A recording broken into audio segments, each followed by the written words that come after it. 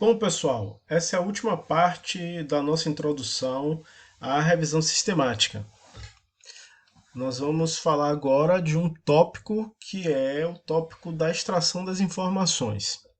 Primeira coisa que a gente precisa fazer para extrair as informações da lista final de artigos a serem revisados é criar o protocolo de extração. Então, vou mostrar aqui para vocês um modelo de ficha de extração e um modelo de orientação para a ficha de extração. Isso aqui é de um trabalho antigo de revisão sistemática e essas orientações elas servem para padronizar o trabalho de todos os revisores frente a um instrumento criado para extração de dados, tá? Que pode ser uma planilha de Excel, pode ser uma tabela de Word, o que for mais adequado para os revisores e que eles souberem, tiverem maior domínio, né, no uso. Então, se vocês forem observar aqui, a gente tem um grupo de informações para controle do artigo, uma sigla, uma identificação numérica, a classificação da situação, ok, significa que ele já foi lido e ele foi mantido na revisão.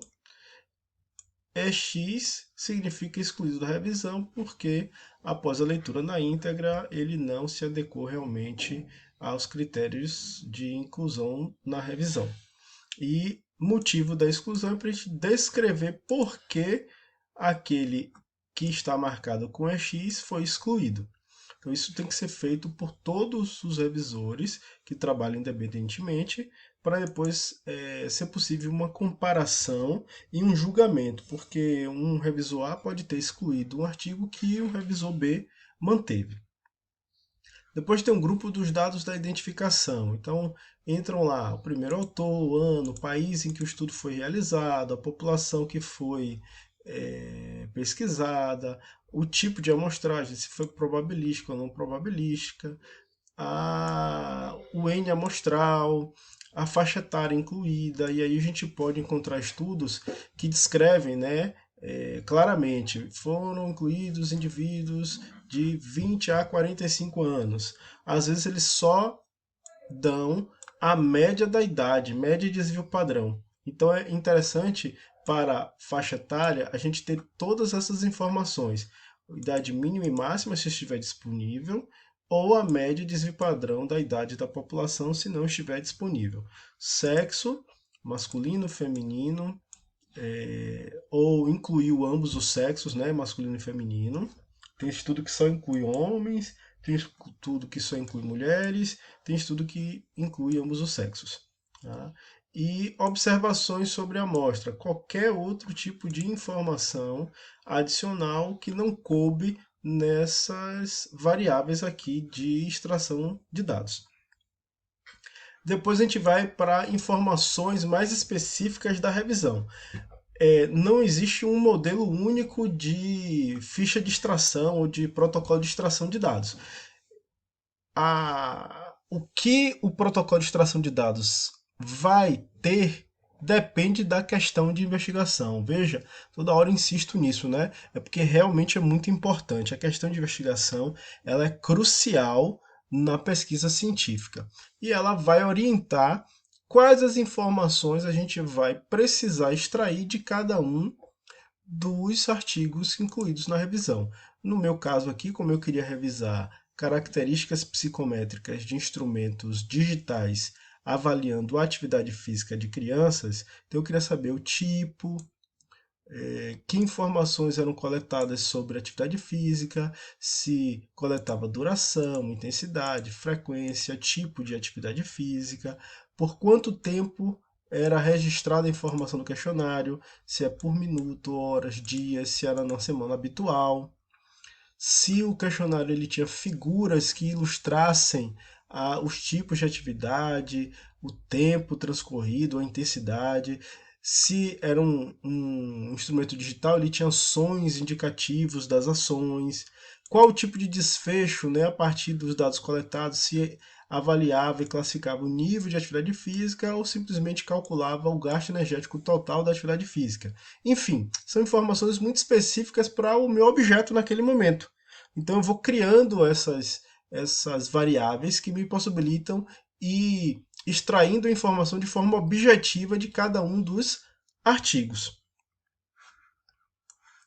Essa orientação, ela depois dá origem a uma planilha como esta, em que a gente tem todas aquelas variáveis, cada uma delas representando aqui uma coluna, e dentro de cada célula a gente vai inserindo as informações, sempre de forma bastante objetiva, né? Não escreve nenhum texto com parágrafos. Então, população do primeiro artigo, que foi classificado com o número 2, e a situação dele é ok, porque ele foi mantido. Então, não existe motivo de exclusão. Foi esse primeiro autor, o último nome, né? O ano foi 2012, foi realizado na Suécia, da região da Europa, incluiu crianças pré-escolares. Aqui é o nome do instrumento, qual o meio de administração, o tipo, os construtos avaliados. Então, eu apenas marco X para poder evitar ficar digitando informação na ficha de extração. Realizar a extração dos dados no planilha do Excel é bastante interessante, porque a gente pode aplicar filtros e ir comparando os estudos por suas características, o que facilita o processo de identificação dos padrões de informação da revisão sistemática. Aqui a gente tem cerca de 20 trabalhos. Na verdade, a gente tem 15 trabalhos. Imagine se a gente tivesse uma revisão aqui com 70 trabalhos. Perceber nessas linhas os padrões de informação sem aplicar os filtros ficaria bastante difícil. Os focos principais da nossa ficha de extração de dados normalmente abrangem os aspectos metodológicos do estudo. Então, população, amostragem amostra, variáveis, tratamento estatístico, principais resultados e outras peculiaridades que você só vai saber baseado na sua questão de investigação. Avaliar a qualidade da extração é muito importante na revisão sistemática. Então, único revisor vai ser difícil publicar, mas dá para fazer, não se recomenda. A ideia é que você faça a extração dos dados, depois você sorteia uma amostra dos dados extraídos, extrai novamente, de preferência depois de algum tempo passado, para evitar a retenção na memória das informações, e você vai lá e compara essa amostra que foi extraída novamente com a extração anterior, para saber se há confiabilidade naquilo que você realizou. Na existência de dois ou mais revisores, o que é que a gente faz? A gente amostra dos dois, ou demais, compara entre eles as extrações. Quando houver divergências, debate. Quando houver manutenção da divergência, ou seja, empatou, né, ou empacou, né, ninguém cede de um lado, ninguém cede do outro. A gente vai para o julgamento do terceiro pesquisador. Lembra que eu falei que montar a equipe de revisão com um número ímpar de pesquisadores é bastante estratégico, justamente por essa situação que a gente está observando. Mas também, se houver consenso, a gente amostra novamente, porque a gente pode pegar outros estudos e é possível que no momento inicial não tenha dado nenhum tipo de dissenso, mas na segunda amostra a gente pode pegar um dissenso e que a gente vai precisar correr agora para o debate, pode haver ou não empate e a necessidade do julgamento de um terceiro pesquisador. Como é que se faz a síntese das evidências, que seria agora começar a escrever a revisão sistemática? Inicialmente, faz-se a comparação dos estudos com o auxílio das tabelas de extração. Lembra que todo estudo de revisão tem aquelas tabelas que eu mostrei no primeiro vídeo? Qual o objetivo dessa comparação? identificar padrões, que podem ser padrões de aspectos metodológicos no tratamento estatístico e também nos principais resultados. Esses padrões também estão associados com o número de indivíduos incluídos, o tipo de amostragem, tipo de estudo ou delineamento, a população investigada, com relação à distribuição por sexo, por faixa etária, por questões socioeconômicas, entre outros aspectos.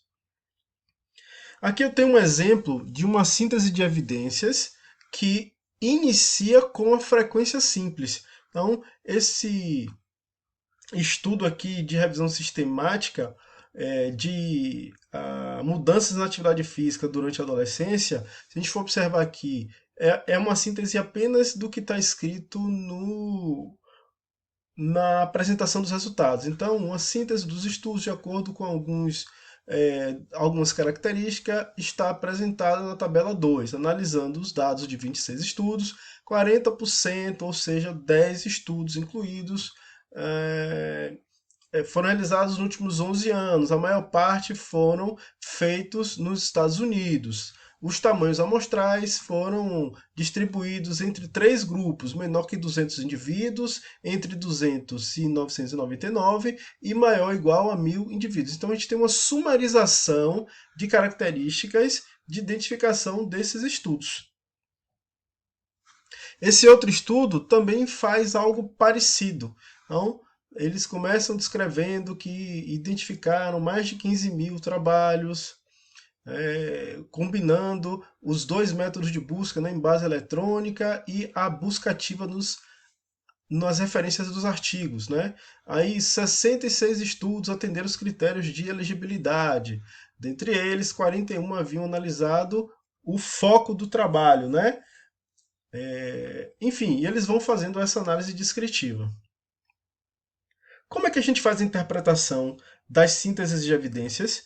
Normalmente utilizando o que a literatura científica já traz para a gente, em outros estudos que são de referência, que podem ser outras revisões realizadas previamente, estudos de meta-análise ou outros estudos originais que eventualmente não foram incluídos na sua revisão.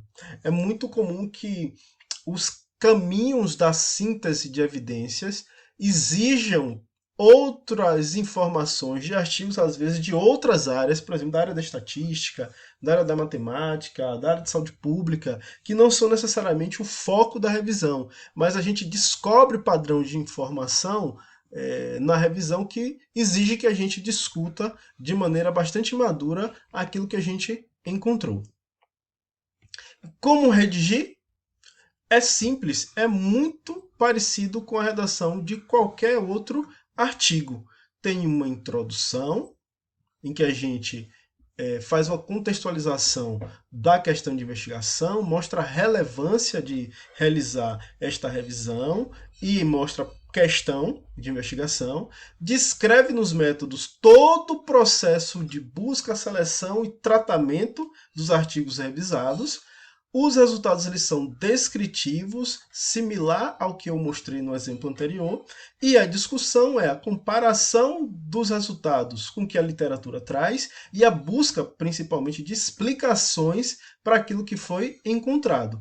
E, assim como qualquer artigo original, a conclusão deve ser objetiva e deve dar uma resposta pontual à questão de investigação. Utilize esta referência que está lá no ambiente virtual de aprendizagem. Este artigo ele traz todos os elementos mínimos que um artigo de revisão sistemática deve conter. Então, esse checklist aqui diz a você o que é que você precisa escrever no título, no abstract, na introdução, nos métodos, nos resultados e na discussão e conclusão. É muito útil. Inclusive, aponta como você deve elaborar o gráfico, que é o fluxo das informações desde o processo de busca até o tratamento dos resultados. É isso aí, não deixe de consultar esta referência. Ela é muito importante para aqueles que vão realizar um estudo de revisão sistemática e querem elaborar o artigo a partir disso. Nós terminamos aqui. O próximo vídeo eu vou apenas explicar a tarefa de vocês baseado nesta aula de revisão sistemática. Um forte abraço!